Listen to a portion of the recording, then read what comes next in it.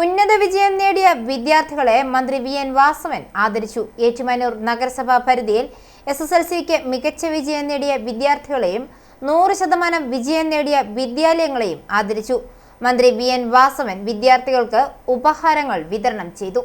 Vettimukal saint Paul's high school അങ്കണത്തിൽ ചേർന്ന യോഗത്തിൽ holy cross HSS Thellakam, Mangalam English medium school, government girls high school, model residential school, government vocational higher secondary school എന്നിവിടങ്ങളിലെ full A+ നേടിയ വിദ്യാർത്ഥികളെയാണ് ആദരിച്ചത്. ഇതിനോടനുബന്ധിച്ച് നടന്ന യോഗം ഉദ്ഘാടനം ചെയ്ത് മന്ത്രി വി.എൻ. വാസവൻ വിദ്യാർത്ഥികൾക്ക് ഉപഹാരം നൽകി ആദരിച്ചു.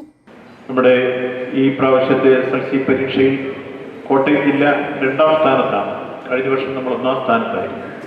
പാലാ വിദ്യാഭ്യാസ ജില്ലയാണ് ഏതാണ്ട് 100% കരസ്ഥമാക്കിയ വിദ്യാഭ്യാസ ജില്ല.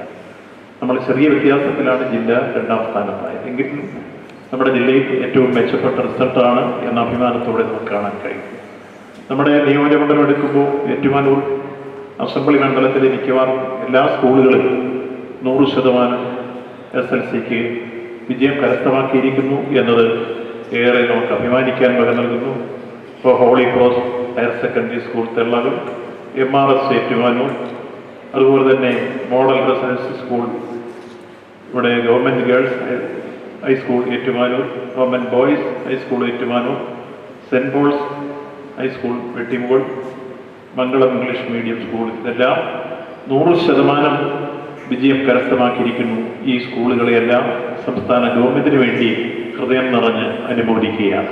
വിദ്യാഭ്യാസ standing committee chairperson doctor S. Beena അധ്യക്ഷത വഹിച്ചു. പ്രഥമ അധ്യാപിക സിസ്റ്റർ മേഴ്സി തോമസ്, വാർഡ് കൗൺസിലർമാരായ ES Biju, Thankachan Konickal, Bibeesh George, PTA president Mathew Joseph, വിദ്യാർത്ഥി പാർവതി പ്രദീപ് എന്നിവർ സംസാരിച്ചു.